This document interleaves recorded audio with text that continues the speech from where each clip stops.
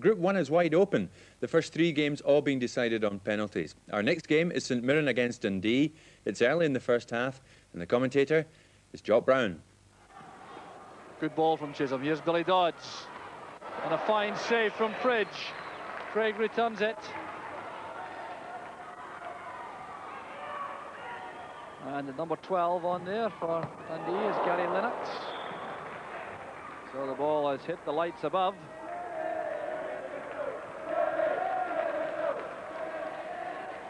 So a drop ball there because that hit the lights. There's a familiar figure. Gary Lennox there, the son of Bobby Lennox, the Lisbon Lion who played for so long for Celtic in Scotland.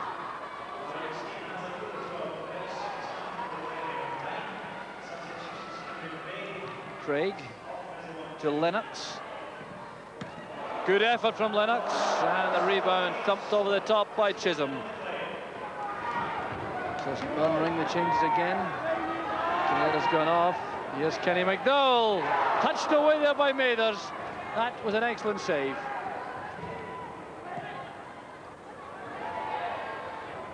Here's Davis and Lambert.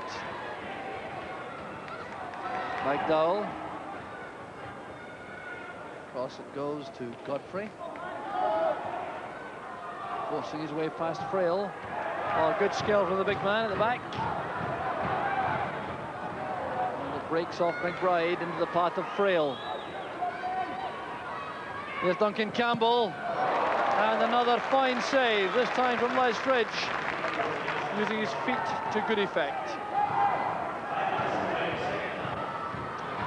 Across it goes from Duncan Campbell, still no scoring, less than 5 minutes remaining. Here's Danny McGill, 18-year-old, stepping away from Jimison. Chance on for Shaw! Superb goal from St Mirren. George Shaw and Danny McGill exchange a hand slap. It was McGill whose creative work did the damage, then George Shaw with the finish. 1-0 to St Mirren.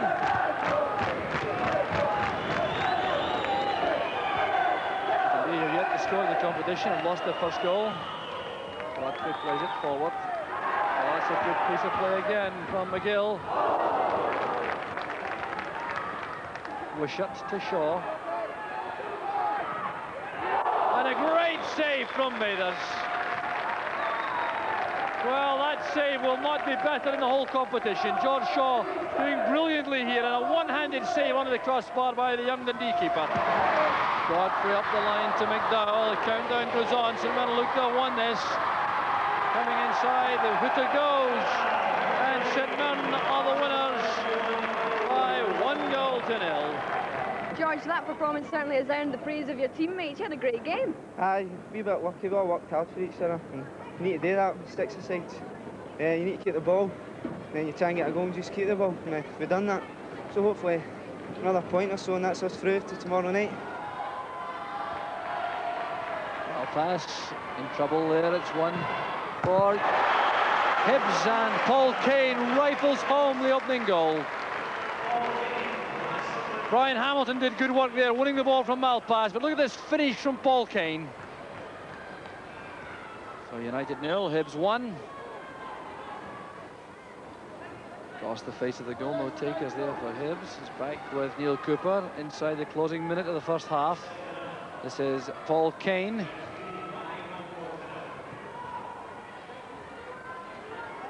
Back now with Hamilton, losing out to McAnally and Malpass. There's Cleland to Connolly. Hamilton very determined. He's won it for Paul Kane. A chance for the second. Deadly finishing from the man who has now been converted into a full-back by Hibs. Hamilton's determination, one possession for Hibs. Now Paul Kane really is so effective in these situations, one-on-one. 2-0 to Hibs.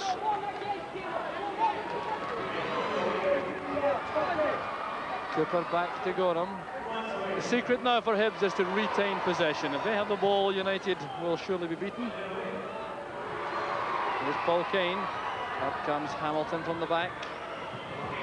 Off the boards it goes, and Paul Kane completes his hat-trick. quite a deliberate ploy, this, no question about it. Hamilton knew exactly what he was doing, playing that off the boards. Kane reacted quickly, and United are now 3 down. Snedden playing it forward. There's Collins. A little bit of a nudge there on Jackson to gain the advantage.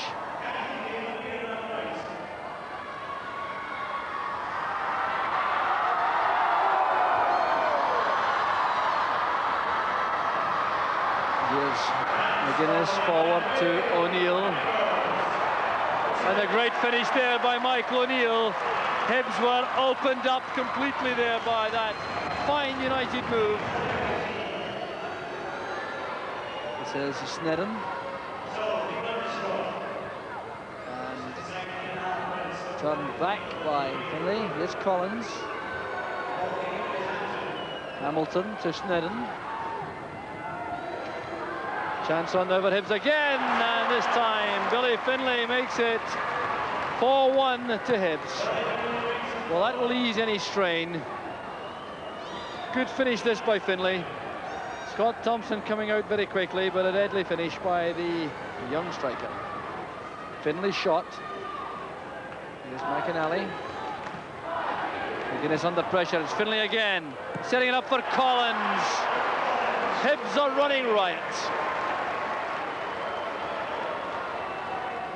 Gary McGuinness tackled firmly there by Brian Hamilton. Look at the way Billy Finlay commits the keeper, knocks it sideways to make it an easy task for Collins. There's the scoreline. It's picked up by Robertson. He's very quick coming from defence. McPherson's made a run. Flanagan is ahead. And there's a foul given here against Angus McPherson, who is being ordered to the sin bin for illegal use of the elbows and arms and that chase going forward. He tried to get an edge on his marker. So Angus McPherson is the first player this afternoon to be dispatched to the sin bin for 2 minutes.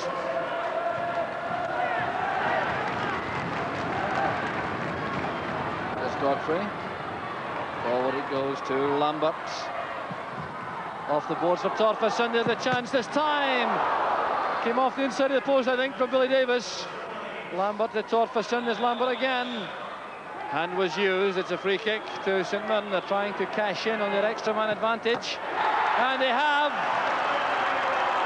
Turned in by Paul Lambert. A quick free kick did the damage. Torfason was the player who was very sharp in the alert. So was Paul Lambert. And St Mirren go ahead. So the hooter is gone. There's a little bit of a surprise here. The six-man rule has been applied. St Mirren forgot to leave a player inside the Rangers half, and that means Rangers have a penalty kick. Torfason arguing with the bench. He was the player who stepped back into his own half. And Sandy Robertson equalises for Rangers. Well, a bonus this for Rangers. Robertson taking full advantage. There the scoreline is 1 apiece, and Angus McPherson has now been released from the sin bin. Lambert trying to make headway using Torfason. Once again, the six-man rule applies. Torfason coming back from the Rangers half has conceded yet another penalty kick. Well, the hooter is the feature which brings this to the attention of the match referee, who couldn't have expected to see that. So another great chance for Rangers to take the lead. This time Angus McPherson takes the penalty. And once again, no mistake. Bridge had no chance at all. Rangers go into the lead by 2 goals to 1. There's Kinnaird, and McDowell takes over. Good running here by Davis. He'll go all the way himself. Well, he will have enjoyed that against his former club. The St Mirren fans certainly did. Taking this at pace, Billy Davis, the great close control, serving him well, looking up, spotting the gap, and equalising for St Mirren.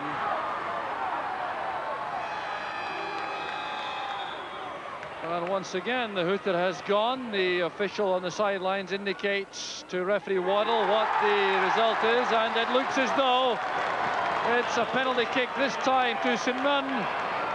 The same rule being applied, the six-man rule. Craig Flanagan stepping back into his own half. So St Mirren have the chance to go in front again. Peter Godfrey with the penalty. Well, the big man leads by example again. Well taken penalty this, sending Scott the wrong way, and St Mirren lead by 3 goals to 2. Shaw again using Godfrey.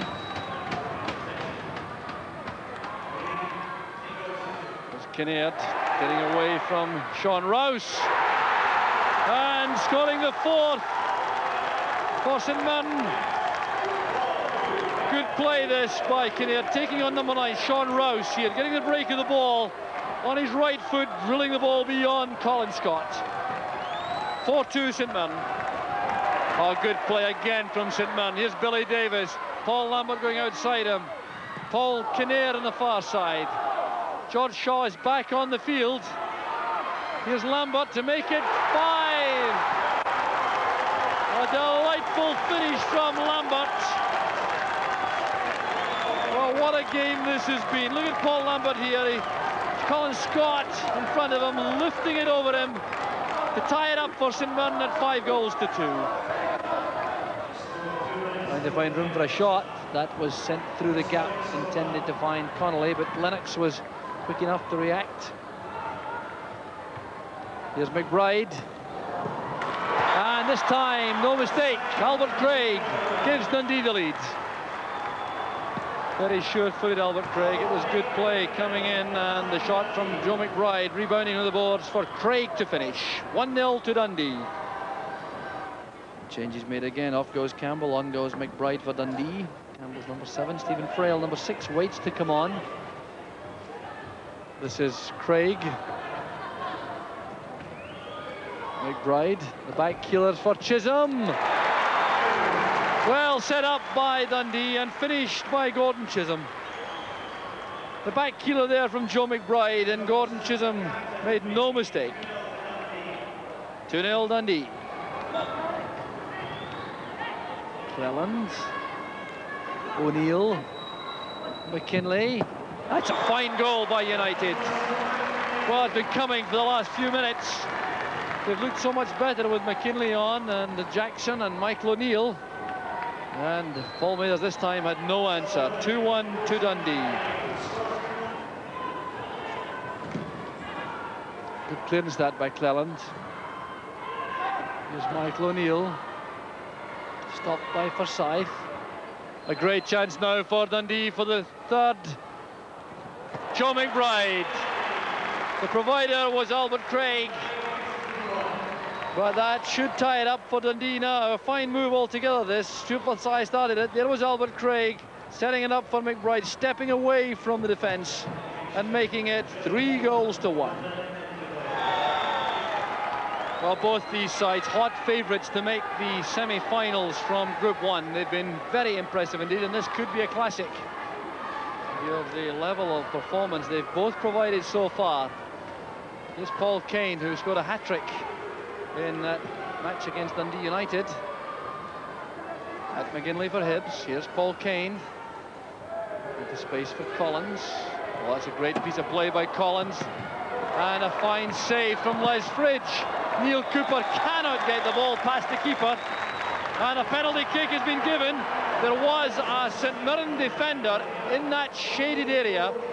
George Shaw stayed in the shaded area deliberately while Les Fridge conducted that one-man battle against Neil Cooper. So that's why it is a penalty kick. You cannot remain in that shaded area unless you are the goalkeeper.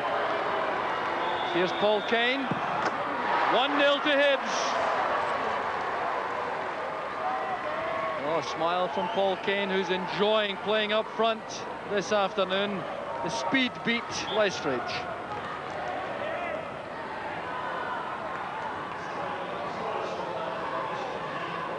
Wishart to Shaw.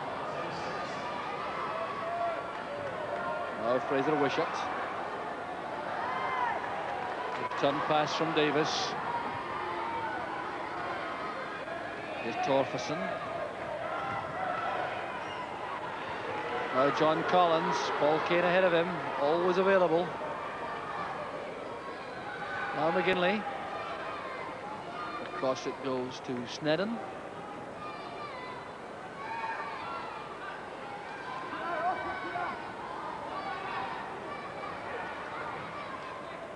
Now Neil Cooper. Kane Lilly off for Collins. Collins again. Oh, great play. And he couldn't go into the shaded area, John Collins. He wasn't permitted to follow that in. He had to wait to see where it rebounded to. So Hibs a bit out of luck there. Here's Collins again. Now it's Kane dragging the ball away from Fridge. Heroics again from the young keeper. And a free kick against John Collins, but his attention's on Les Fridge. Well, he's been extremely busy. Return ball from Torfason, and what a great save it was from Andy Gorham. Paul Lambert racing in for the return pass from Torfason, and it was blocked by the legs of Gorham. So Hibs were very impressive again in that first half against a St Mirren side, which certainly caught the imagination of the neutrals, as well as the large contingent who've travelled here from Paisley. If the scoreline stays the same, then, by my reckoning, Hibs and St Mirren will be the qualifiers from this group. Position in the table will be very important, though, because it's winners of Group 1 against runners-up of Group 2 for the semi-finals and the other way about. Here's Peter Godfrey. St Mirren were very anxious to retain their unbeaten record, though. There's Cooper. Stepping away there from McGill. Now it's with Collins. Holds it up, looks for support. Hamilton across to Cooper.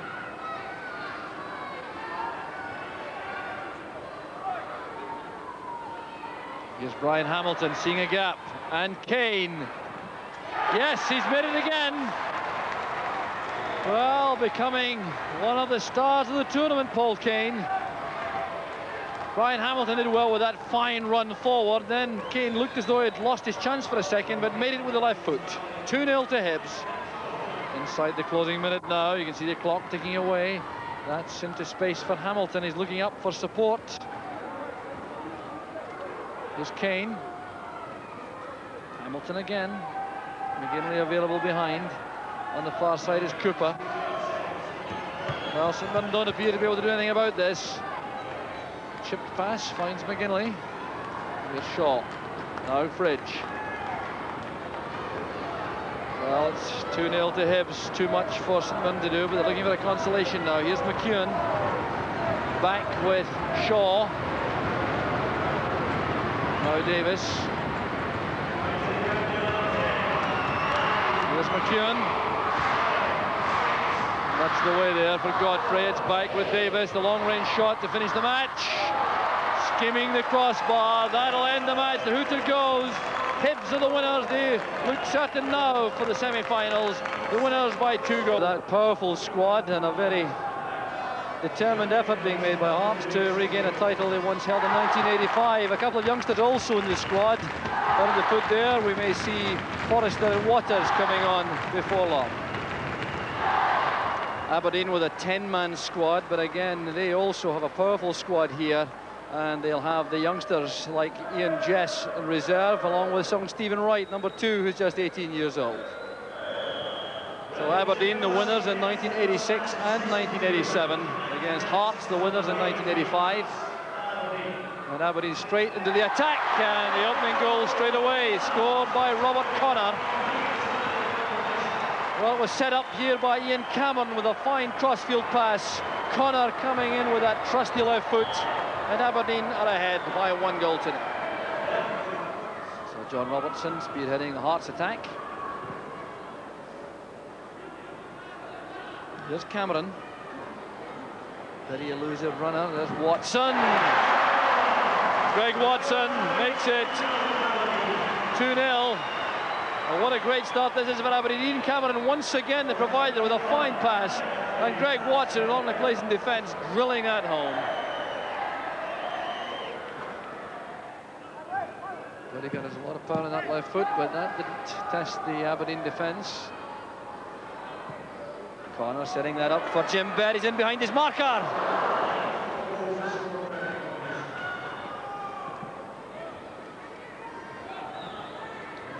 Well, Hearts have made a change. George Wright is on, wearing number 4. Young South African. Playing at the back. Here's Scott Crabb, who's also just joined the action.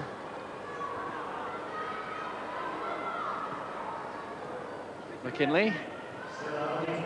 Whittaker is inside. There's Crabb. That's great play by Scott Crabb. And Hearts are right back in the match. Well, he has a very deft touch in the ball. A lot of pace and incision here as he goes through. And Michael Watt was left without a hope. There's Watson. Bit of pushing there by Jess on his marker, George Wright. Free kick taken quickly by Hearts. Here's Gary Mackay. Good play by Mackay. There's Robertson. He doesn't miss many of these.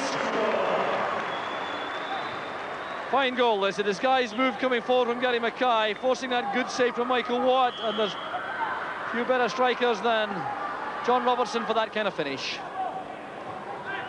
Bet releases Cameron, but the ball went from one scoring zone to another without being played by either a player or touching the ground, so that's a free kick to Hearts. These lines signifying the changes there. That's a great save by Michael Watt from John Robertson, showing his incredible agility. Robertson trying to turn inside. There's Grant holding off McKinley. This is Irvin. And a fine finish there from Cameron. The creator of the first 2 Aberdeen goals, now the scorer of the third. Ryan Grant doing well, setting that up for Irvin. Deliberate shot just wide of the target. It came off the boards for Cameron.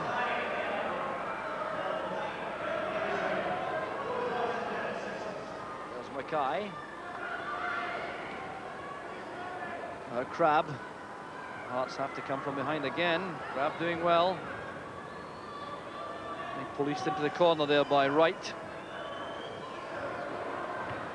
This is Cameron. Well, the early ball released for Connor. Still a chance for Aberdeen. Cameron back to Grant. An excellent finish from Ryan Grant. And again, the assist came from Ian Cameron.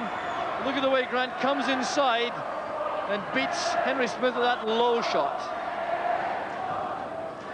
Good play by George Wright. Breaking forward at great pace now. This will be a consolation only for Hearts. It's beyond them now, I think. Scott Crabb shot. Back into play. Countdown goes on. And the final whistle indicates that Aberdeen have won their opening match by 4 goals to 2. James, this is your first Tennents Sixes for a wee while now. You looking forward to it? Yes, the last time we were here, it was terrific. The atmosphere is absolutely brilliant, and it takes the pressure away from the normal league game. It's terrific for the fans. They're all closed in. You can hear them singing, and absolutely brilliant. Tommy, you've been unsuccessful in the last couple of years, come so close. Do you think you can go one better this time? Well, we hope so. You know, it's been quite a good tournament for us in the past couple of years, and we've been a wee bit unfortunate in getting to the finals and losing on the night, but hopefully we can go one better. So there's the starting Dunfermline lineup indicated in these white letters. And it's a very competitive opening squad with Hugh Burns, Billy Abercrombie and Ray Farningham all known to get stuck in. And there's the Motherwell lineup. Now you can look here for the shooting power of John Phillips, number 5, which graced this tournament last year. And of course they have Davy Cooper up front, perhaps one of the most skilled exponents of this game in the country. So Motherwell start the match. Lost in the final last year to Rangers. They're very keen to go one better this year. Here's Tom Boyd, the skipper. Phillips back to Patterson. Experienced lineup this. Motherwell have opened with. There's Gallagher back to Burns. George O'Boyle is leading the attack for Dunfermline. Farningham, a former Motherwell player, plays it forward. Get a chance for O'Boyle. Blocked by Patterson. Good effort that from Farningham, coming off the boards. Phillips plays it forward. Cooper wins it back for Motherwell. Here's Philibin. Now Arnott. An excellent opening goal for Motherwell. Very well constructed, and Motherwell very well supported here tonight. Philibin's pass, well controlled by Arnott, and through the legs of Ian Westwater. It's Tom Boyd running into Abercrombie. Here's Eddie Gallagher. Touched on by O'Boyle. It's a fine save by Maxwell. Excellent reflexes. This is Farningham. O'Boyle losing out to McCart, who's on for Motherwell. This is Philibin. Very powerful. Kirk is free on the left. There's Philibin and Bryce. Stevie Bryce makes it 2-0 for Motherwell. Well, a number of chances here. Steve Kirk, first of all, hitting that against the boards. John Philibin did the same, but Stevie Bryce got it right. Far side is Hugh Barnes. Motherwell have reintroduced Davy Cooper. That's a fine save by Maxwell. And still it doesn't go further than Fernland. Mark Smith shot on the turn. There he goes again. Maxwell leaves it to Boyd. Here's McCart. Philibin is ahead. Oh, good play from young Chris McCart. Boyd up the boards for Cooper. It's into space looking for Gagan, but Westwater was quickly off his line. That's a careless one. Here's a chance for Gagan. Going round the keeper. Great play by Gagan. A magnificent finish by the Motherwell number 7. Well, the error made by Westwater. It was stopped by Philibin. Just look at the way Gagan makes certain of this, easing the ball away from Westwater to make it 3-0 to Motherwell. Andy, an eve of yet another Tennents Sixes competition for you. Is it one that the guys all look forward to? Yeah, we're really looking forward to it, and we're hoping to add a few victories. We got to the semi-finals, I think, last year, so we're hoping to go one better. Just how aware are you of the crowd cheering you on at this tournament? Yeah, well, that's what it's all about. We're here to entertain those fans, and there's supporters from every side here, so it's really enjoyable. So there's the Hearts lineup for what is now a crucial game for them, having lost their opening game against Aberdeen. They really have to do something in this match against Celtic. The Celtic with a 9-man squad only, and they have the interesting selection of Mark McLean, the 17-year-old goalkeeper, with Stuart Bammer also wearing number 2.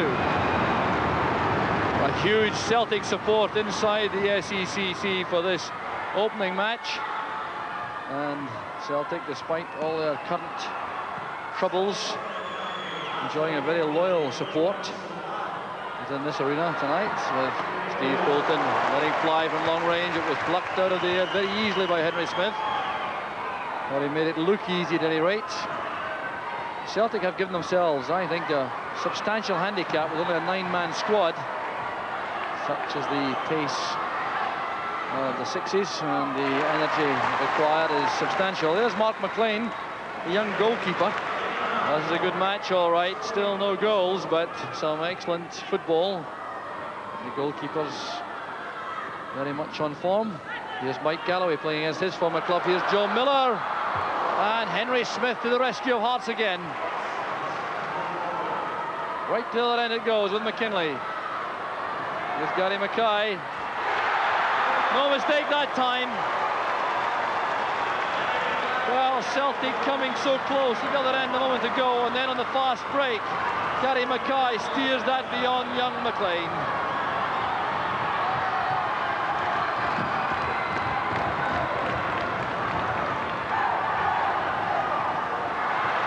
Here's Robertson breaking again. Mackay is inside. Tremendous goal from Gary Mackay. Hearts fans overjoyed, and they've every right to be. Look at this finish from Gary Mackay.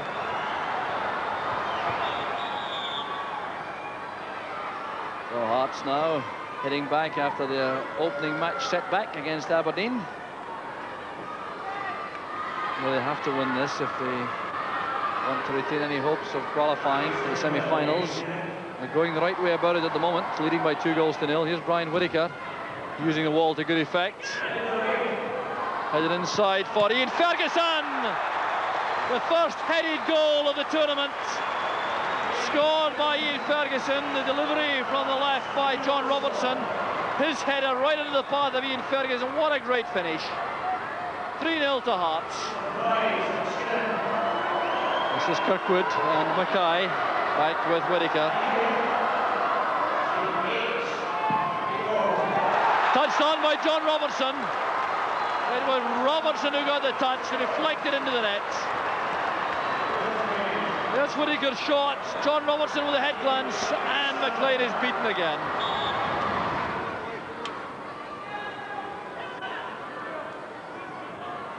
Here's Gary Mackay trying a dipping volley. Not a bad effort at that. Jackie Jaganowski, an interested spectator. How Celtic could use his talent at the moment. Here's Galloway. Davy Elliott is on for Celtic, but he's another chance for Hearts.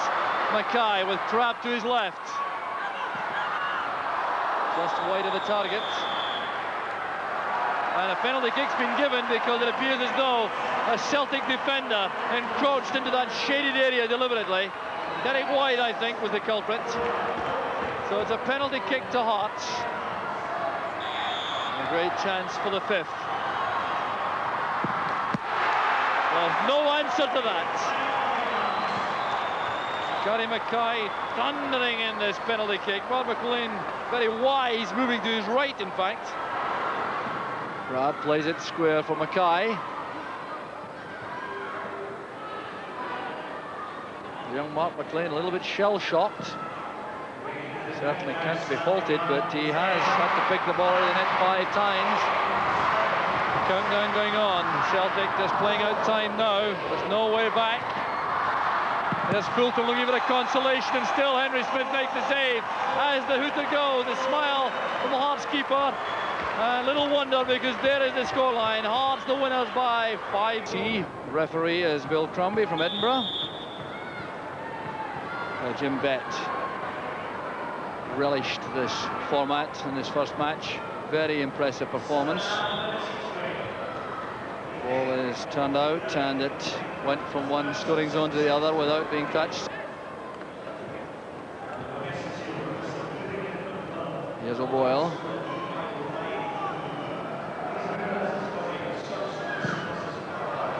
And Gallagher snatching at the shot, posing no difficulties there for Michael Watt in the Aberdeen goal. Off goes Raymond Sharp and Stuart Rafferty. Ray Farningham has gone on, so too has Billy Abercrombie. Here's Bett with the pace coming forward. Great chance for Cameron. Well, allowed that to run to his weaker foot, the right, but he still found the net. Set up by Jim Bett. Great pass to the outside of the foot. Cameron switching feet to drill it home with the right. Bett taking a rest after that run upfield. Brian Grant has gone on. Gallagher almost made that. Watt claims the ball. Here's Ian Cameron.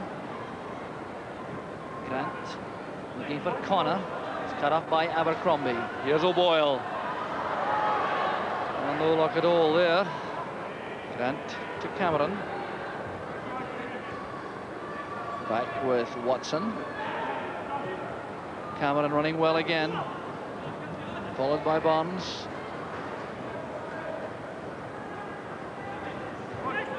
Connor trying to find Cameron again. Barnes scrambles it away, not decisively though. Gallagher comes back to help out in defence.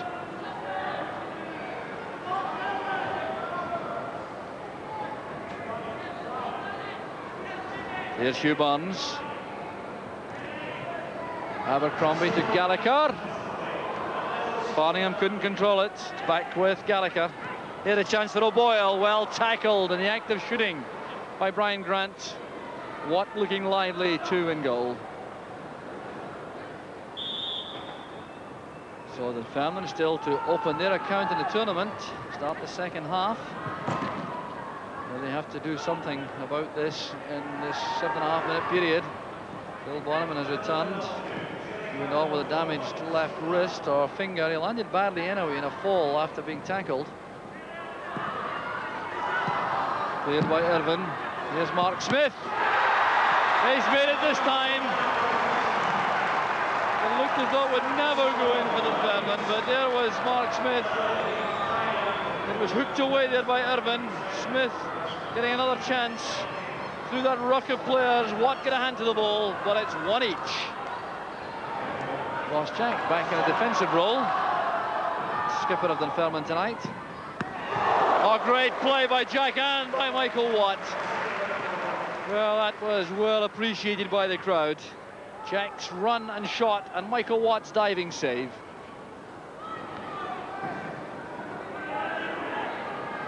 Here's Greg Watson. Brian Grant wants the pass. He's just on a substitute. Not picked up there as he came on from the bench. Called for the pass and finished it with style. There's Brian Grant giving Aberdeen the lead.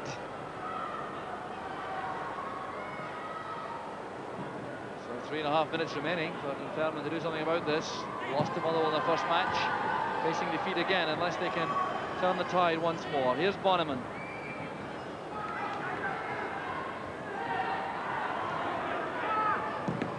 Farningham, and appeared to be deflected, but found its way past Michael Watt. Bonneman's pass found Farningham in space, playing it against Greg Watson. That's why it beat Michael Watt so comfortably. Chance now for Dunfermline. They're sharp. O'Boyle was waiting in the middle, but it's Cameron striding forward now. A very smooth gait. Robertson to Cameron. Right foot not quite so deadly. There's Watson, a great chance now for Dunfermline, 3 against 1. Shoeburns and George O'Boyle. O'Boyle finds the net at last. The break was on, Burns drew the keeper, played it square, and there was George O'Boyle. Look at the goal which he so badly wants, and the hooter goes. Dunfermline winning the match in the dying seconds. George, congratulations. I believe that's your first competitive goal for Dunfermline. Yes, I think that's over. Well, during the season, it's about 30 games now I haven't scored, so pleased to get the winner tonight. And with only about 10 seconds to go, very dramatic too. Yes, it couldn't come at a better time, could it? I mean, the first game I found it really hard. I'm still trying to find my feet. It's all new to me, so but I'm enjoying it. It's your first Tennents Sixes, as you say, George. What do you think of the atmosphere? Oh, it's great. I mean, the crowd's really close, and they're cheering all the time. It's really good. So it's now the halfway stage in Group 2, and this is how the table is looking at the moment. Hearts have played 2 and they've won 1 and lost 1, but they are top on goals scored. Aberdeen have won 1 and lost 1, so too Dunfermline. Motherwell have played 1 and they won 1. Celtic, well, they've got it all to do. They've played 1 and lost 1. Next up is Motherwell versus Hearts, and let's rejoin commentator Jock Brown. Changes made by both sides at half-time. One of them brings Tom Boyd back to the action, the Motherwell skipper, number 3. Here he is in possession. Kagan drifting to the left. Tackled well by Whittaker. Boyd goes back. He'll use Craig Patterson at the back. 1, 2, 3, wide for Kirk. Here's Gary Mackay.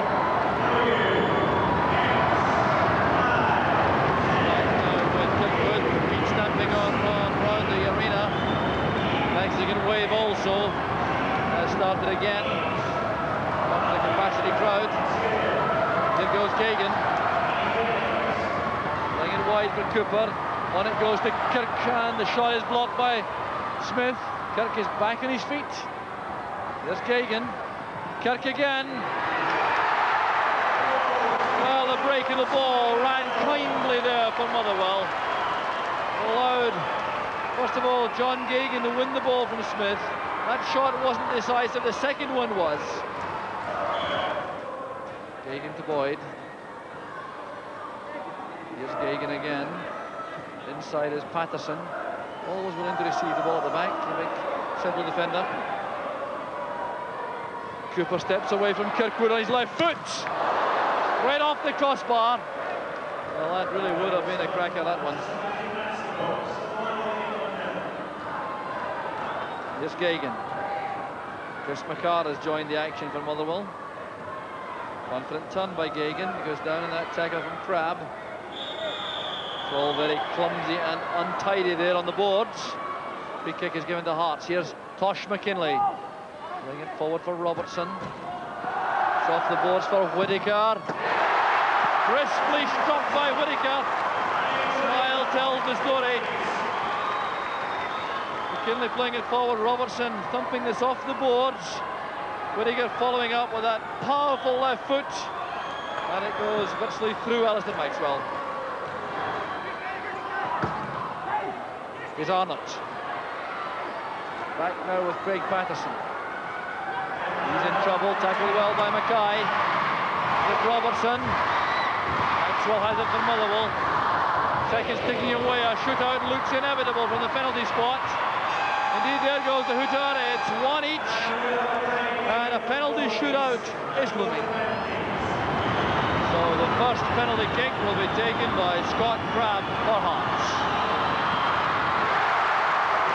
Convincingly finished. Maxwell had no chance. See that from this effort. With lots of power.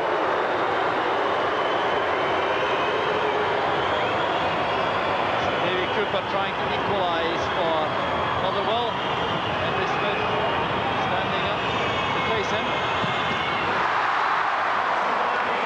Well hit there, very firmly indeed. Reminiscent of the penalty against Wales and Cardiff in 1985, which helped Scotland qualify for the World Cup finals. Now Brian Whittaker. Alistair Maxwell, the Motherwell goalkeeper.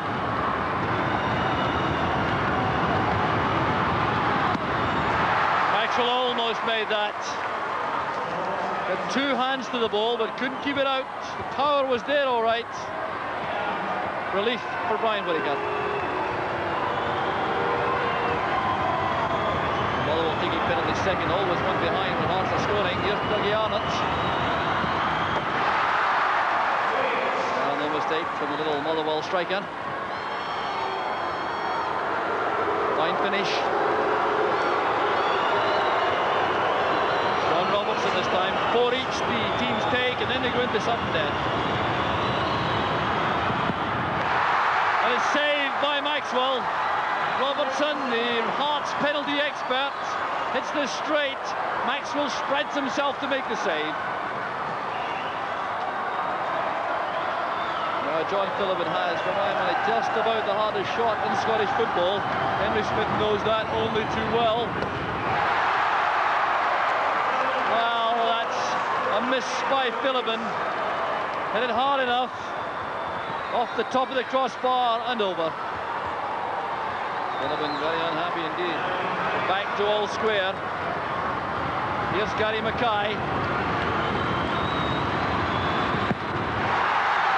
Again, Maxwell is brave enough to stand up there and face the thunderbolt. Good save by the keeper. Now, Chris McCart can win the match for Motherwell. Fine young central defender.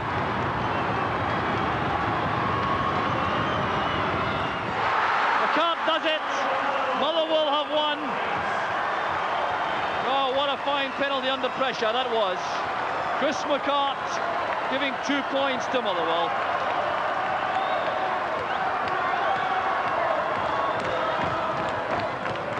And a special kind of bedlam whenever Celtic are involved in a match. Here's Jim Bett, the Aberdeen skipper tonight. Greg Watson runs it back to Michael Watt. Well, it always a special tingle when these two sides meet in any competition. Ian Cameron back with Connor. Cameron again.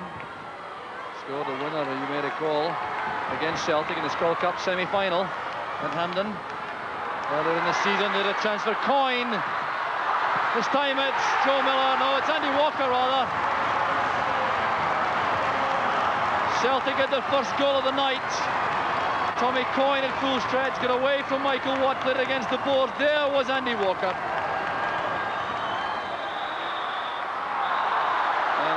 nastiness there creeping in. Coyne was the original culprit with the foul on Bet. Bet reacting angrily. Here he goes, trying to find room for a shot. Cross it goes to Irvin. Comes off Mark McLean. There's Cameron. The ball squeezed its way home. Well, the keeper was brave and he was determined, but he had no luck at all here. Made two good saves before Cameron dragged the ball past him. It came off Steve Fulton. Celtic undoubtedly playing with renewed vigour in this match after their dreadful performance against Hearts. Here's Joe Miller. Off the boards and retrieved by Craig Robertson. Here's Stephen Wright. Just over a minute remaining in the first half. One each. Here's Ian Jess. Picked up now by Galloway. This is Joe Miller. Michael Watt standing up well to that shot.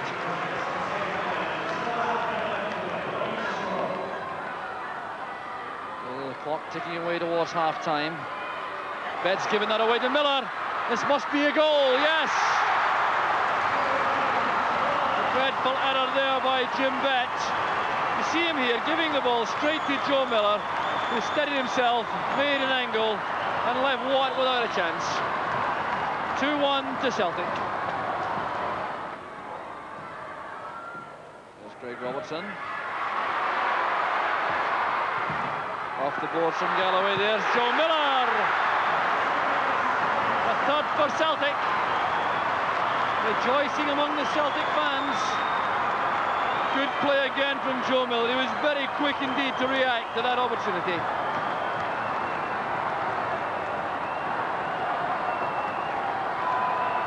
Ian Cameron. Good play. Looking for support now. There's Connor. Palmer trying to clear. Connor wins it back. This is Bet. Connor. Bet using Greg Watson.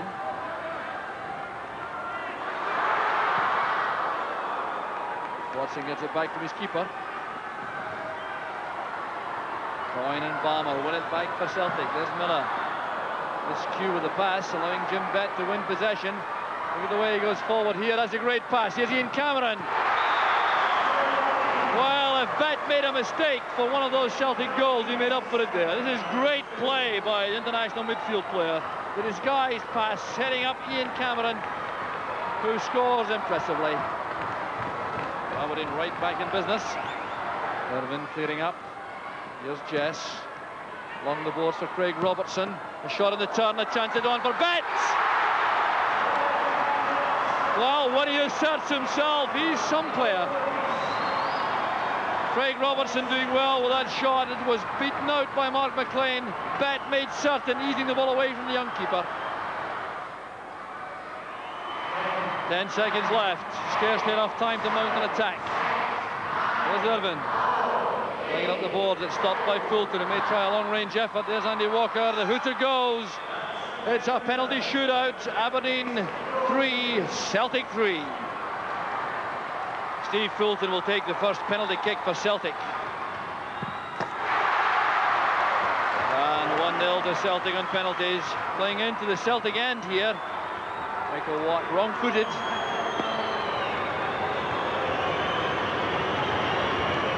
Celtic fans trying to put Ian Cameron off.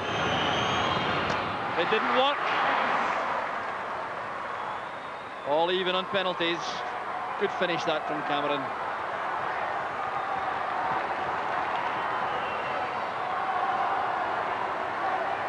Mike Galloway with lots of power. And accuracy. So neither goalkeeper having any chance so far. So the regular Aberdeen penalty expert Jim Bet now to face Mark McLean.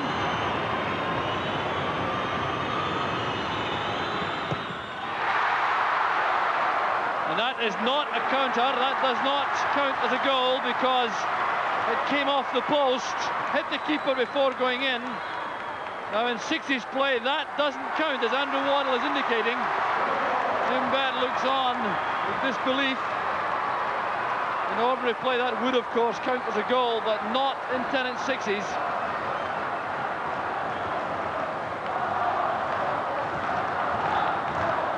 Joe Miller. 3-1 to Celtic. Straight at the keeper, high into the net. Here's Robert Connor. Really checking the rules with the referee about that Jim Bett penalty. There's Connor. He makes no mistake and still has a word with the referee. Clearly unhappy about that. The height beat the keeper. Now this is the penalty which could win the tie or win the match for Celtic. Andy Walker. Celtic are the winners. 4-2 on penalty kicks. The Aberdeen players are still very unhappy indeed about the Jim Bett penalty being disallowed. But that goal from Andy Walker gives Celtic the 2 points. There's the score on penalties. Aberdeen 2. The stadium still buzzing following that controversial penalty shootout between Aberdeen and Celtic. The Aberdeen officials and players, I can assure you, are irate about the Jim Bett penalty being disallowed. It came off the post, went in off the goalkeeper, and Andrew Waddle, the referee, said that wouldn't count. Here's McKinley again with his left foot, and this time it goes in.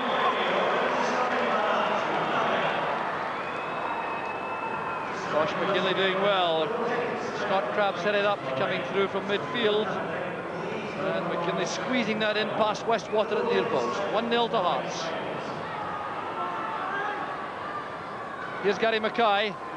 Brought down by Abercrombie. That's a foul. Indeed, it's a sin bin job for Billy Abercrombie. Deliberate trip is the view of referee Douglas Hope. And then he caught Gary Mackay. And the penalty kick thumped home. Tosh McKinley gets another. 2-0 to Hearts. Forward it goes to Robertson. Now Gary Mackay. Making room for the shot.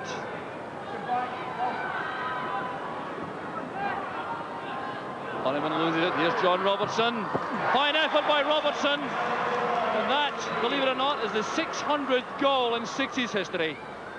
John Robertson, a prolific scorer once again, driving that home. Hearts 3, Dunfermline 0. Go out there from Ian Westwater just as the hooter goes. Now the hooter indicates an infringement here. The penalty kick to Hearts. It's not half-time, as many people thought. Now the referee, Douglas Hope, indicating an infringement, giving Hearts the penalty. Not entirely clear what that was all about.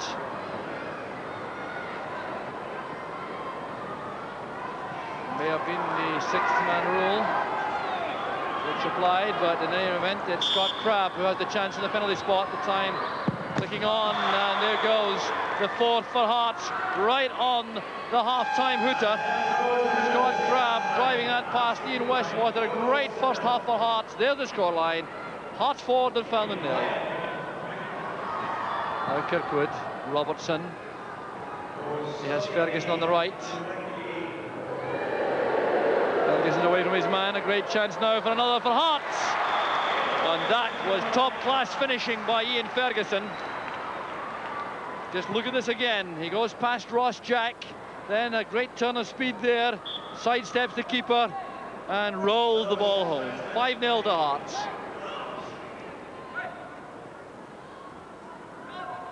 Here's George Wright. Good pass. Ferguson setting up McKinley. Out comes Westwater out of his area. This must be a goal, yes. Tosh McKinley does it. The sixth for Hearts. Shaping to be the biggest victory of the night. Westwater went there bravely. Had no luck at all, and McKinley was very calm, dragging the ball to safety and rolling it home. 16 seconds now.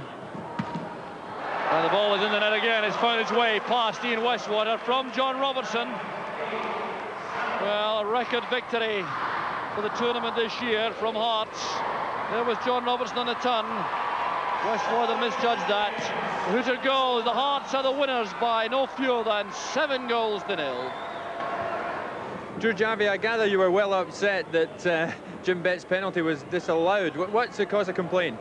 Well, the ball actually hit the post, hit the goalkeeper and landed in the net. So I felt it should stand as a goal. But according to the rules from the Tennents people, that you read law 14 of the game. So we had a look at the law 14, and it said during normal time or extra time in a match, if the ball strikes the post and hits the goalkeeper, then the goal would stand. But it says that there may be different rules for a penalty shootout, so they're just going to check that at the moment. Motherwell will get the final match of this evening's entertainment underway. Celtic was certainly a different team against Aberdeen from the one which crumbled against Hearts. Fulton to Miller. Almost an error there by Craig Patterson. Miller looking very sharp and alert for Celtic. Here's Philibin. Now Arnott. Turning away from White. Back it goes to Tom Boyd, the Motherwell skipper.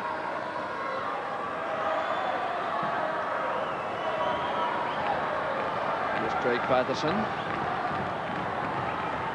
May well use his keeper under pressure from Miller. Owen McLean looking on anxiously perhaps at this stage, but he really should be very pleased with his team's performance so far. Fulton shot just over the angle of the post and crossbar. These sides met yesterday in the league. Motherwell running out winners by 1 goal to 0. Their goal scorer Nick Cusack is not in the squad for tonight. Here's Tom Boyd. Now Philibin. Cross to Arnott. Beautifully finished by Dougie Arnott. Favourite of the Motherwell fans, and little wonder. Philibin did well, edging that across to Arnott. Good control and a deadly finish. Arnott is the player being replaced. Almost a chance there for Motherwell. Here's Gagan now. Cooper calls for the ball ahead. Chance for Cooper. Off the crossbar, and McGeegan turns the ball in. No, the referee has disallowed it. Oh, what a great effort this is. Just watch the way Cooper lofts the ball over the keeper. It hits the crossbar and disallowed because Gagan appeared to go inside the shaded area. Enjoying some possession here, Celtic, but now they may have lost it. It's Gagan trying to find Cooper. White intercepts. Oh, that's a great effort by Derek White. Comes off the crossbar. Derek White gets to the ball inside the Motherwell half. Striding forward, there's Walker. Is beaten away by Maxwell right into the path of Derek White. And Celtic have equalised. A touch of luck about this. Celtic have been threatening this for some time. Beaten out by Maxwell, and White turns it in. Patterson's clearance. White content to play the ball virtually anywhere. There's Philibin looking for Kirk. Seconds ticking away now. Here's Davy Cooper. Playing the ball too far ahead of himself, allowing Miller to win it back. Penalty kicks look inevitable once again. Here's Joe Miller. Forward towards Andy Walker. Couple of seconds remaining. There's Joe Miller. That would have tied it up. But there goes the Hooter, with Celtic on the attack. The final score, Celtic 1, Motherwell 1. The penalties coming up. And the first one will be taken for Motherwell by Davy Cooper. What a major task for Mark McLean in the Celtic goal. Cooper gives Motherwell the edge. These fans are delighted about that. Straight in the middle with lots of power. Motherwell have won one penalty shootout already tonight.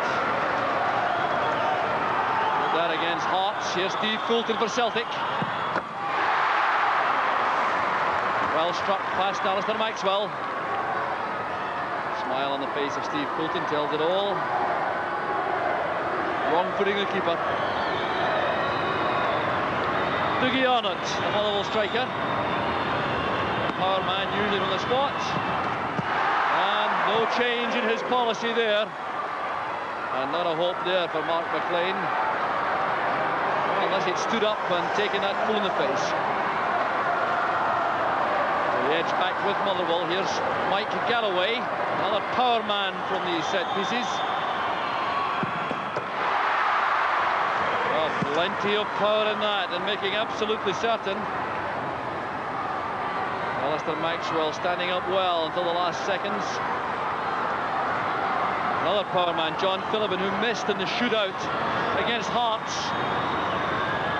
The noise building up inside the arena. Here's John Phillippen. Well, he'll feel better about that. A rueful smile. Again, it goes in high above Mark McLean. Here's Joe Miller. Coming forward for Celtic. No misses yet. 4 apiece they take, and then it's sudden death. Joe Miller against Alistair Maxwell. Oh, what a tremendous save by Maxwell once again. He was the hero against Hearts. Look how well he does here against Joe Miller. Kept his eye on the ball, beats it out. Well, tremendous goalkeeping by Alistair Maxwell. What a great season he's had for Motherwell. Now, this is the one which could guarantee Motherwell a place in the semi-finals tomorrow night. Steve Kirk. Yes, Motherwell are the winners. 4-2 they win on penalty kicks. Tommy McLean smiles and he turns away. Steve Kirk getting that beyond the young Celtic keeper. And Motherwell, who played so well tonight, with a goal-keeping hero in Alistair Maxwell. Stuarton. Hearts start the match, and it's Josh McKinley coming forward. Scott Crabb was a very impressive player yesterday. And it's Hearts' first match of the night. Hibs had one final qualifier before this, and Hearts coming to this match completely fresh. There's a good save by Gorham. Here's Hamilton trying a nutmeg on Whittaker. Mackay. Robertson to Sanderson. That's well struck, and Andy Gorham has to be quick. Now there's John Robertson. Robertson so quick and deadly inside the box, but Andy Gorham managed to get that over. Broke off Cooper. Gorham going down at the feet of Robertson. All the players will know the difference in these semi-finals at 10 minutes each way. It is arduous stuff. You have to make constant changes to keep the pace up.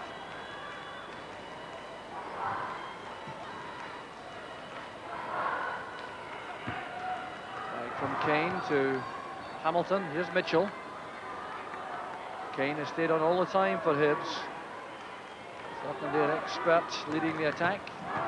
Mitchell shot. Again, a comfortable catch there by Henry Smith. 2 top-class goalkeepers in evidence in this match. Henry Smith for Hearts, Andy Gorham for Hibs. There's Gary Mackay.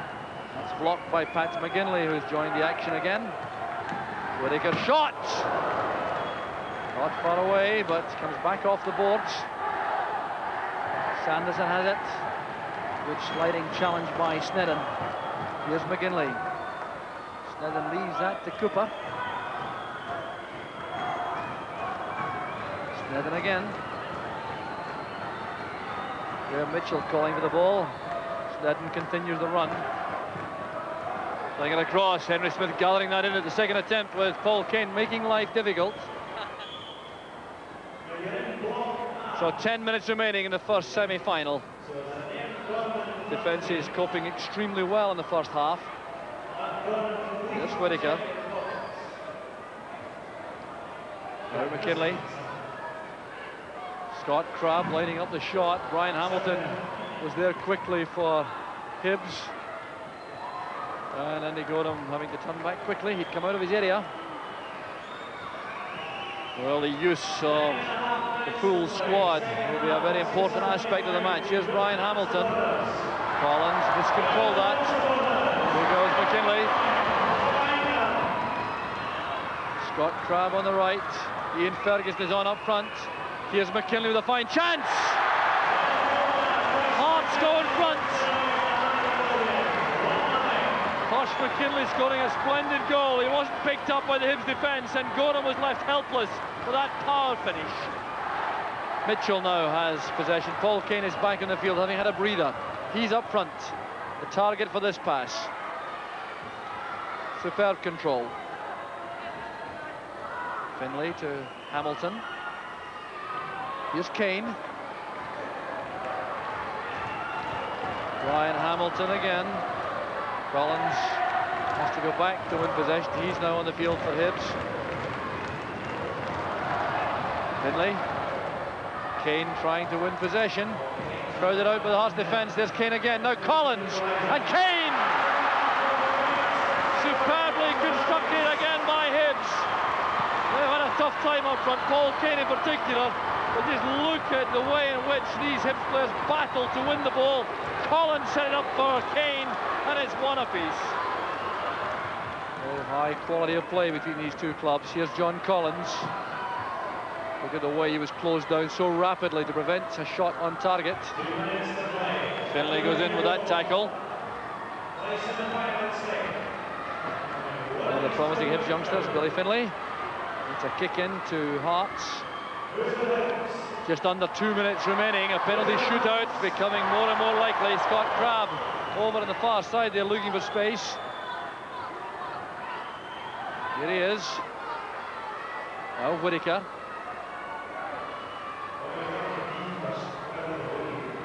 Whittaker again. Well, hasn't had too much fortune with his shooting tonight. Finlay goes off. Pat McGinley is on. Here's Kane. Trying to get away from George Wright. Tackled well by McKinley. This is Crabb. Just over a minute left. Robertson stumbling on the ball. Here's McKinley. Wide of the target. Gorham diving full length for that. So stamina a key element now. Final minute of this 20-minute semi-final. One each it is. Hibs 1, Hearts 1. Penalty kicks will decide this. If neither side can get a goal before the end, here come Hearts. Scott Crabb going for a run. Slowed down a little bit, I think, by that ankle injury following the challenge by Gorham. Here's Brian Whittaker with that powerful left foot. Closed down quickly, though, by McGinley. Here's Snedden. Stopped by Whittaker. Robertson trying to play the ball into the danger area. McGinley wanted that very badly, and he won it all right. Such a committed player, Pat McGinley, formerly with Blackpool. Forcing his way into the first team squad. 10 seconds left. Here's the last chance for either side, I reckon. No, can Hearts do it on the break? The countdown going on now. Rooster will go at any second. There it goes. A penalty shootout coming up. It's Hibernian 1, Hearts 1. The first penalty kick will be taken by Scott Crabb for Hearts.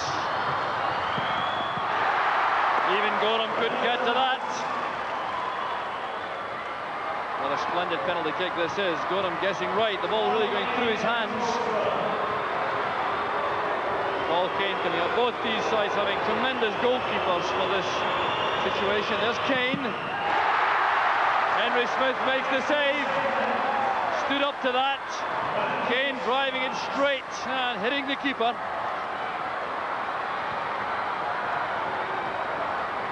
The Hearts now with the edge. They each take 4 penalties.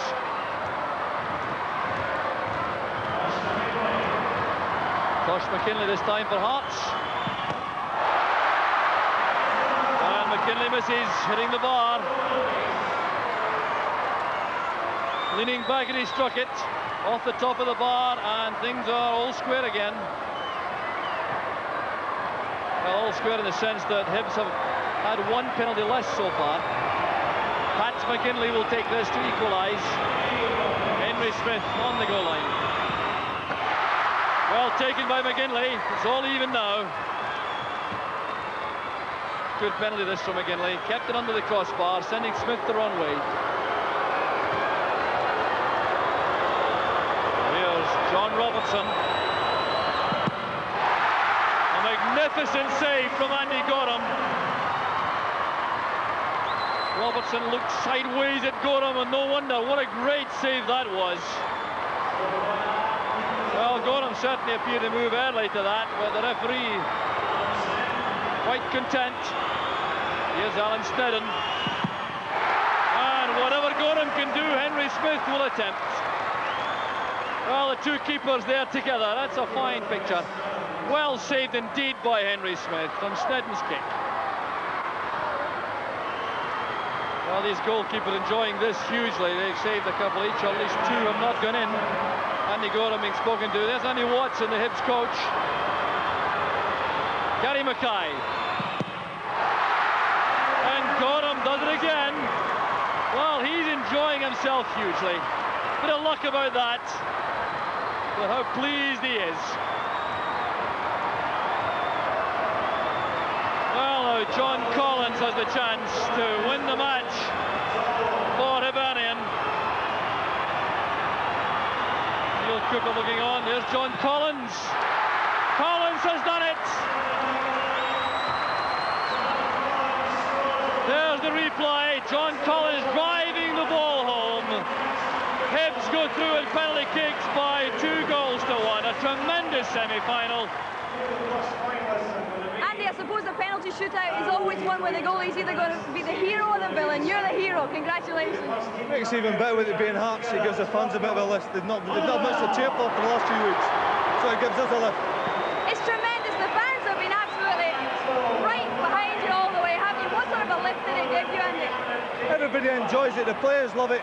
All the fans enjoy it. It's a good game to play and a good game to watch. I wish I could play like this on a Saturday. Any preference for who you meet in the final? Which is still buzzing after that incredible first semi-final, which Hibs won on penalty kicks.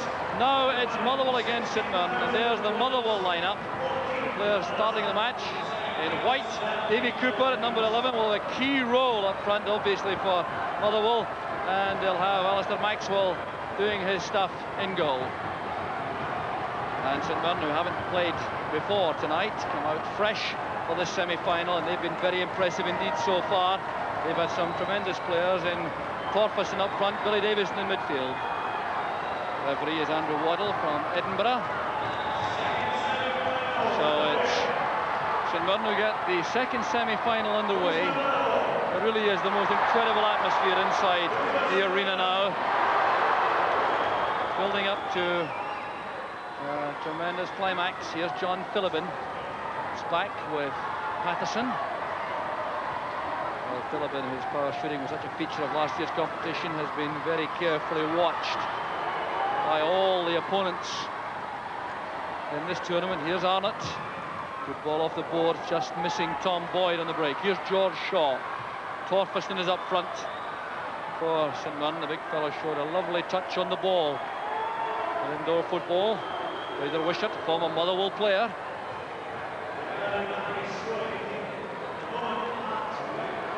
Here's Shaw. Davis in the middle of the field, stroking it forward towards Torferson.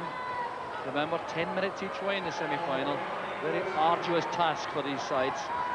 They'll have to use the full squads to make certain they last the pace. Here's Torferson. Craig Patterson is a fine defender in Sixes football. Stands up well and is very comfortable on the ball. Here's Philibin. Arnott trying to turn. Peter Godfrey was in the way. There's Wishart. Very anxious to put one over on his former teammates, but he's losing out this time to Cooper. A great bit of play there by Cooper. Pushing it through Peter Godfrey's legs, and Andrew Waddle, I reckon, a long, hard think about using the sin bin after that foul by the Saints captain, Peter Godfrey. Billy Davis again. Philibin picks it up.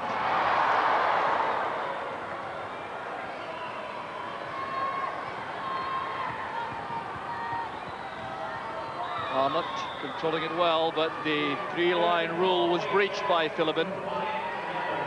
Remember, from the defensive zone to the attacking zone directly. So a free kick to St Mirren.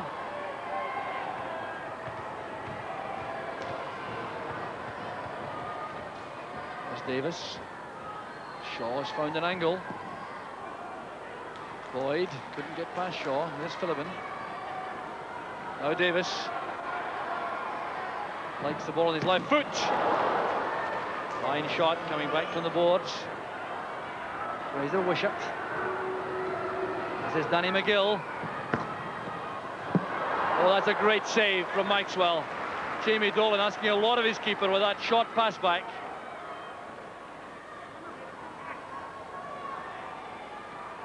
Dolan trying to pick out Arnold up front.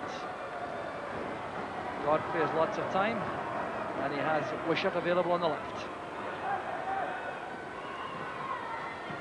Patterson steps in. Here's Shaw. Oh, good running by Shaw. Patterson showing excellent control, and Cooper now on the break for Motherwell. Here's Arnold up front. There's Arnold, a great chance for Motherwell.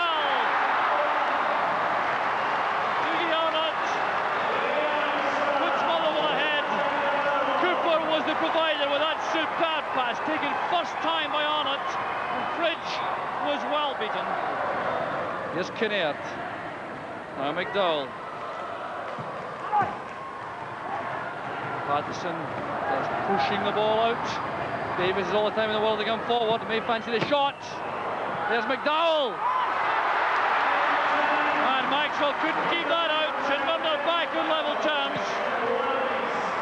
Motherwell paying for falling back too far. That shot from Davis off the boards.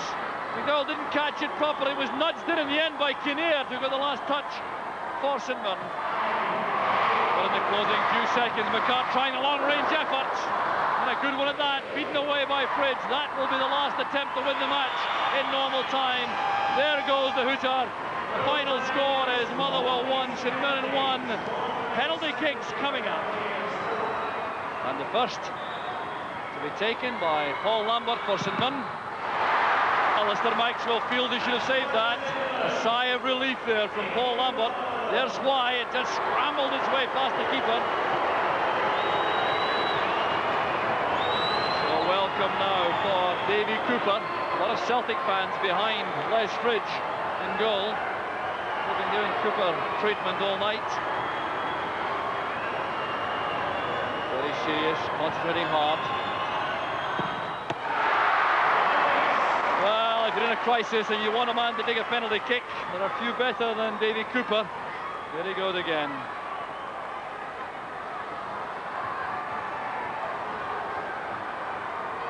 And the second one for St Mirren entrusted to 18-year-old Danny McGill. And why not? In view of the quality of that finish. No doubt about this. Steered into the corner, struck firmly. Dougie Arnott now trying to equalise for Motherwell. Only just. Well, no wonder. Puffs out the cheeks, and it was the power which beat Fridge in the end.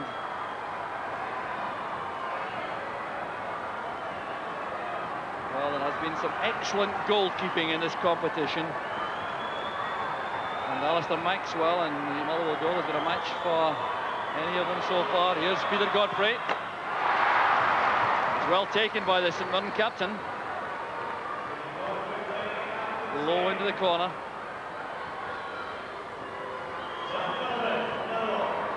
Well, this is one which I'm sure Les Fridge is not looking forward to. John Cullivan. And he has missed them. He missed one yesterday, hitting the bar.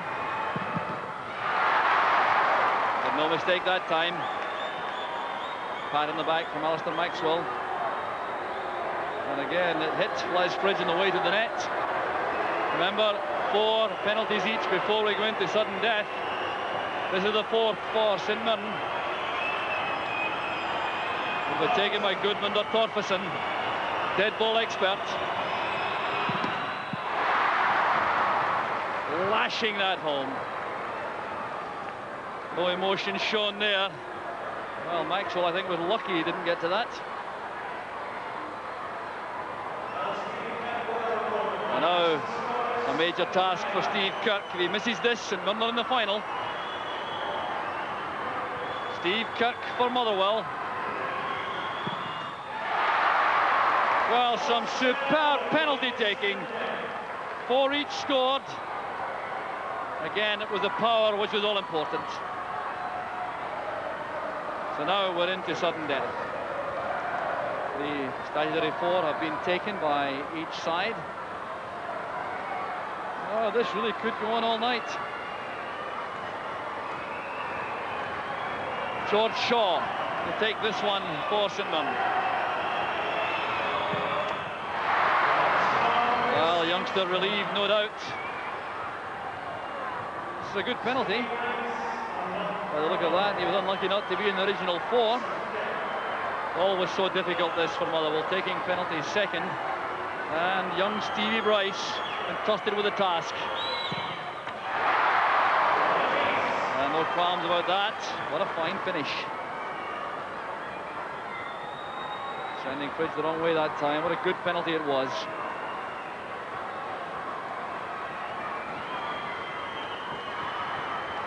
The next one for St Mirren will be taken by Alec McEwen. Kept that one low, but got it past Maxwell, who appeared to come forward to meet him. The referee's had a word with the Motherwell keeper about that. Gordon Mayer will take this with his left foot.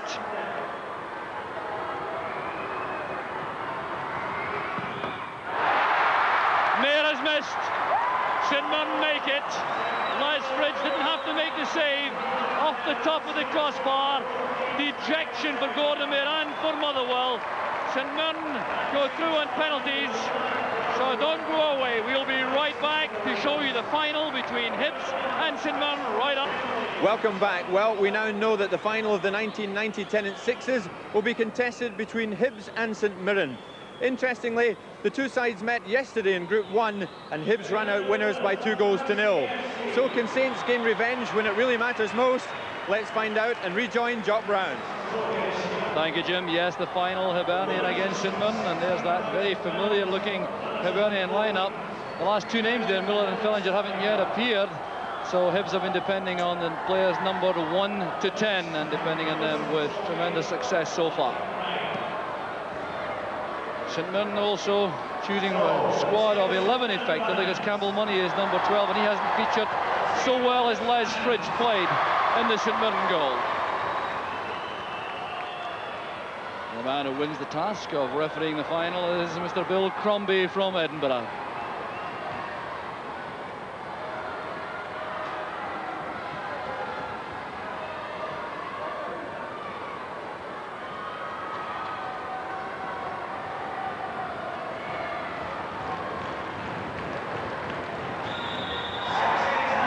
So the final is underway. St Mirren having the tougher task. They've had a little bit of a break since their semi-final battle with Motherwell, in which they gained revenge for defeat at the same stage against Motherwell last year.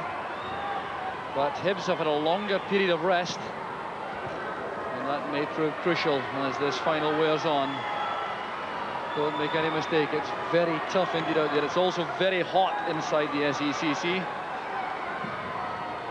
Here's Paul Kane going forward for Hibs. Unchallenged really as the tournament's top goal scorer. He's scored 7 times, and it's most unlikely he'll be caught now. Here's Billy Davis.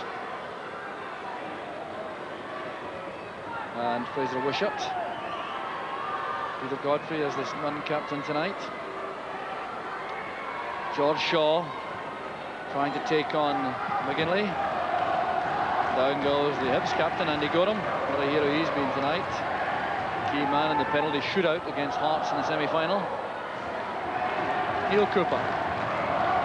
Good running by Kane. Hibs having that psychological edge, having beaten St Mirren 2-0 in the Group 1 match yesterday. It was a very keenly contested match, though. St Mirren, I'm sure, will be out here with clear belief that they can change that record.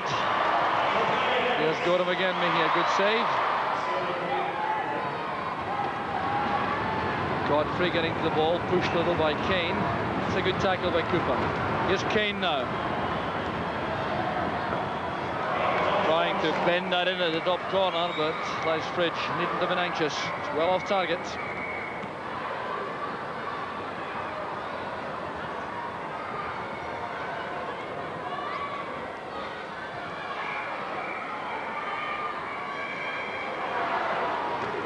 So St Mirren begin the build-up, patient play from the back. Billy Davis in the middle of the field. There's Torferson. The tactical awareness and the marking has become better and better as the tournament has gone on. That's why goals are so hard to come by. Here's John Collins. Inside is Kane. Good challenge that by Shaw. He was very quickly in on Kane. This is Neil Cooper. Wishart goes forward. A stumble there. He's done some damage to his right ankle, Fraser Wishart. Here's Neil Cooper playing against his former club. And that was a good effort, just wide of the target. Fraser Wishart has limped off now for St Mirren. Appeared to turn an ankle there as he landed awkwardly. The header by Kane! Neil Cooper, the supplier, and Paul Kane again for Hibs, this time with a glancing header. An early lead for Hibs, and their top scorer, Paul Kane, does it again. Well, that's a great boost for Hibs early in the match. Goals at a premium, very difficult for St Mirren to come back. Here goes Andy Gorham, thumping the ball clear. Davis across to Lambert. Shaw lining up that shot on the underside of the bar. It was deflected from John Collins. A shake of the head there from Gorham. He knows he was lucky there. This is Kane. Good running by Hamilton. No one there for Hibs to take advantage of that. Neat piece of play by Billy Davis. Looking for the return. Well tackled by Snedden. Kane stays well upfield for Hibs, stretching the St Mirren defence. Graham Mitchell shot. Fridge showing good judgment. Stumble there by Lambert. Here's Paul Kane. Oh, that was very close indeed. Paul Kane playing it right back this season for Hibs in the Premier League, but showing how skilled he is playing up front.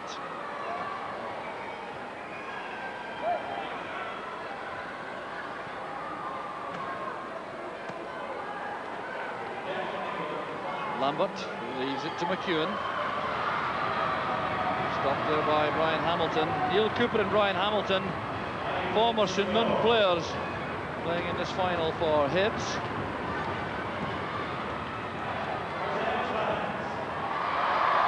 With Lambert, midway through the first half, 1-0 to Hibs. Here's George Shaw, showing superb control. It's beaten away by Gorham. Now Lambert. Shaw takes over again. Fraser Wishart purpling around there in the substitute area. Gorham will claim this under pressure from Torferson. There's Fraser Wishart still trying to run off that ankle injury. He wants to be involved in the final. Kane rattled off the boards by Godfrey.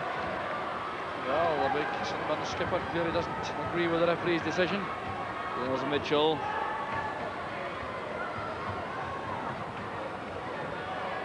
Paul Kane playing the ball from Fridge's hands. Here's Danny McGill. Back to Godfrey. Here's Lambert. McDowell. McGill. No power in that shot from McEwen.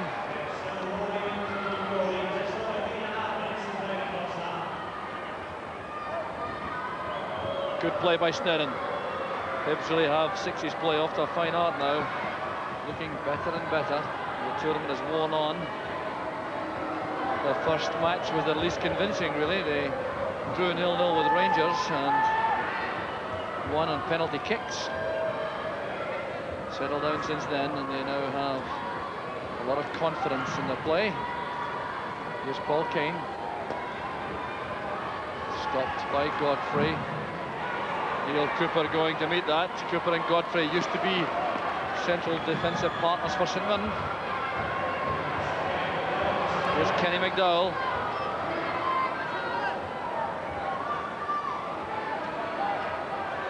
Now Collins. Good early pass, but Lambert read that well. He had a chance for St Mirren for the equaliser. Cooper was in the way. This is Davis. Back with Godfrey. Davis again. Trying to go past John Collins. Davis looks towards the referee for some help. Doesn't get any. Collins dragging the ball away from Godfrey. He's a very tough customer, John Collins. Not very tall, but very strong indeed. Here's Kane. Now Cooper. Collins comes deep. There goes Snedden. And Kane. Very quick snapshot there by Paul Kane. Lesfridge was ready for it. There's Davis. Lambert lofting it forward. Oh, Billy Davis prefers the ball on the ground. McDowell. Lambert to Davis. Lambert this time playing it forward, looking for McGill, and the free kick's been given just outside the box. Neil Cooper was the culprit. A maximum of 2 men allowed in the defensive wall for these set pieces. There's a chance for McEwen. Well, Hibs almost caught napping there. Good play by Davis. Very much the creative man in midfield for St Mirren. There's McDowell. Davis again. Into the final minute now of the first half. Hibs leading by 1-0. Here's McGill. Davis prefers the ball on his left foot. Collins and Lambert. 2 of the outstanding midfield talents in the country. Cooper trying to find Kane. That's a good interception. Godfrey to McDowell. Across goes Graham Mitchell. Lambert again. Here's Billy Davis.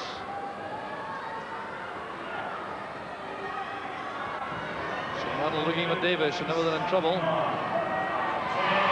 Pass goes wrong. Davis goes off just before the half-time whistle. Here comes Godfrey. Long-range effort, perhaps. Blocked by Mitchell. Who's there to go now? At any second, there it goes. At half-time, Paul Kane has given Hibs that lead by a 1-0.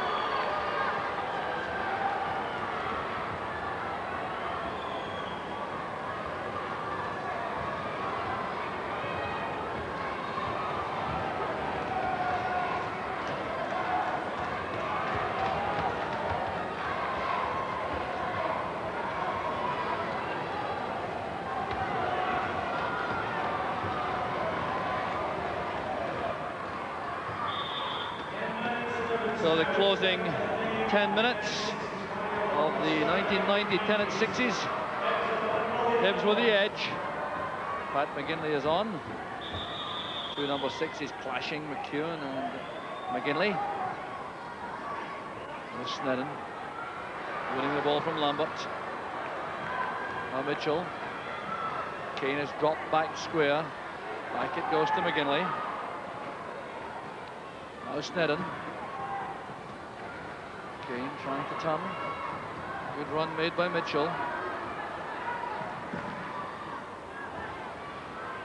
Plenty of time now for the St Mirren defence.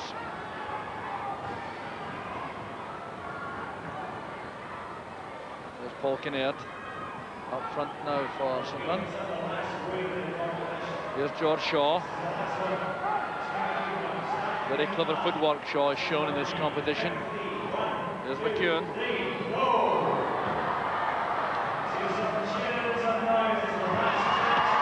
Neil Cooper turning it back towards Gora. We had to fly kick the ball clear.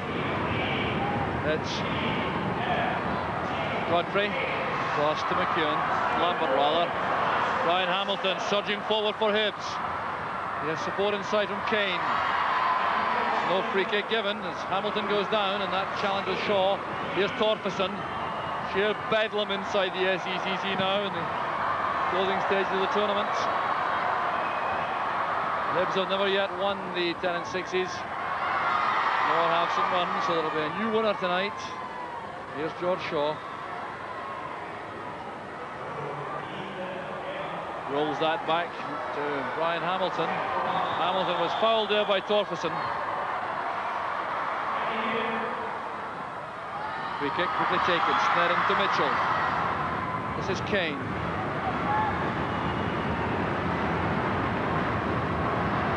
Back with Hamilton. Good block by Lambert. Mitchell forced to hurry that ball away. Out for the kick in. Looks as though St Mirren will have to do without Fraser Wishart, who's now seated there in the St Mirren reserve area.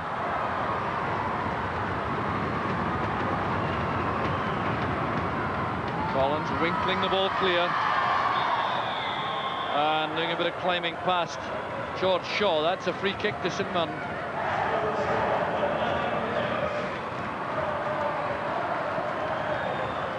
Now Davis. Forward it goes to Kinnaird. Davis again. That's turned over by Neil Cooper. It'll be a corner kick to St Mirren.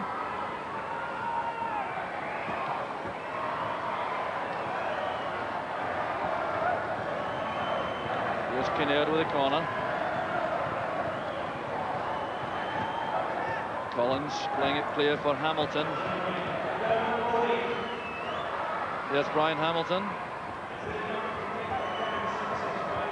Godfrey back to Torferson. Paul Kane trying to battle his way along the board, stopped by Torferson. Here's Davis.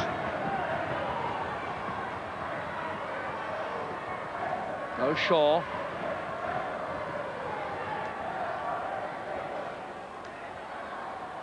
All the skillful men on now for St Mirren. Creative players like Shaw. That's a good save. Here's Paul Kinnaird. Davis and Torferson also on at the moment for St Mirren. All creative forward players. Peter Godfrey holding things together at the back. The shot by Davis. He'll be disappointed with that. He had a clear shooting chance. So it's all St Mirren at the moment. Coming towards the halfway point in the second half. Hibs leading by 1-0. St Mirren doing everything they can to come back. Here come Hibs on the break with Collins. Oh, good play by Collins. Couldn't get the ball into the tight angle. Headed clear. The credit too to Paul Kane for the way that he went across behind Collins, making the decoy. Collins on his right foot is not his better one, but he wins the corner kick. Kane couldn't get to that for the attentions of Godfrey.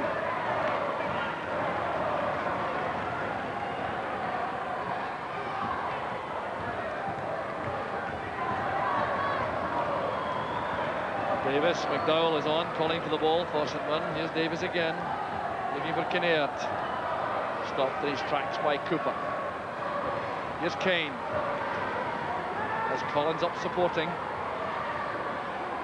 Oh, good play by Collins. It's rolling in the net, yes! A second goal for Hibs. A little bit of magic here from John Collins. And again, Kane providing a decoy. Look at that left foot work. And the ball scrambling past Lesbridge.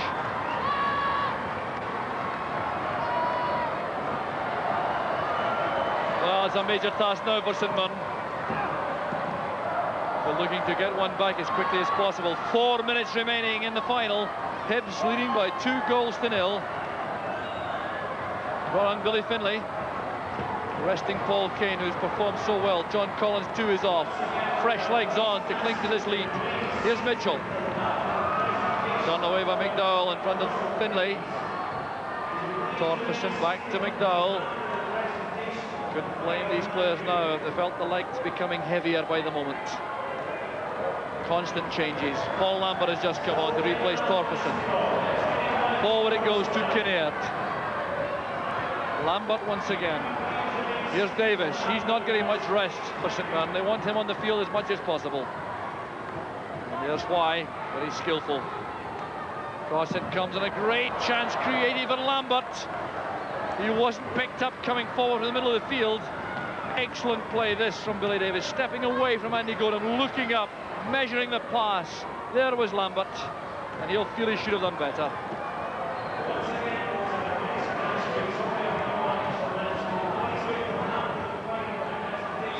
And that's the three-line rule breached. There's the St Mirren bench. It's all looking black in the moment. Less than 3 minutes remaining. Hibs looking good for the trophy at the moment. Here's Godfrey. Everyone pushing up now for St Mirren. Lambert to Davis. Kinnear's header back in. It was touched away from McDowell by Mitchell. The three-line rule again was breached. Only just this time. It's a free kick, and the referee indicating that the clock should be stopped. A bit of time wasting there. Off comes McGinley. Paul Kane has gone on for Hibs. Collins will be back in the field shortly. Here's McDowell, tackled by Cooper. Davis looking for an opening.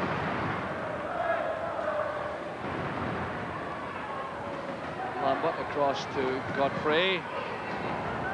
Here's Mitchell. Davis again. So much of the ball. Well, that was a good effort. Just past the top corner. St Mirren players looking for a corner kick. Davis certainly thinks Gorham got a touch. He seemed to indeed.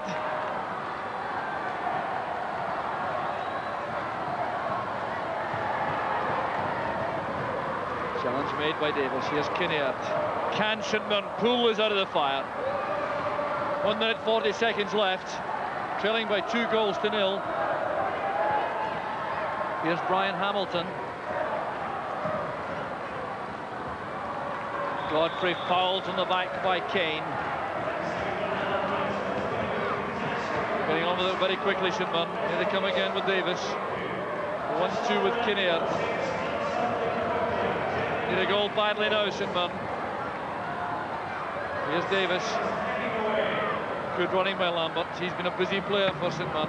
There's McDowell. Well, that could be the last chance for St Mirren to set up a fight back.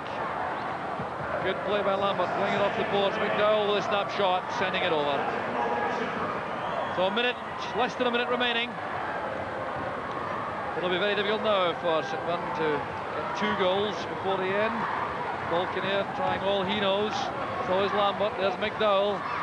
Davis always available to take the pass. McDowell on the left. Looking it across, and the bounce is unkind. It goes out. Down to half a minute now. It looks good for Hibs. St Mirren have battled valiantly, but they haven't been able to breach a very well-organised Hibs defence. Nicky Weir has come on. John Collins is also on the field for Hibs. It's been an excellent performance by the men from Easter Road. Come here full of hunger and determination. Here's Collins to finish it up in style. Oh, great play from Collins, and a fine save from Les Fridge. Just as the hooter goes, that won't count. So Paul Kane scores, but the hooter is gone. Hibs have won the Tennents Sixes, beating St Mirren by 2-0 in the final. The scorers, Paul Kane and John Collins.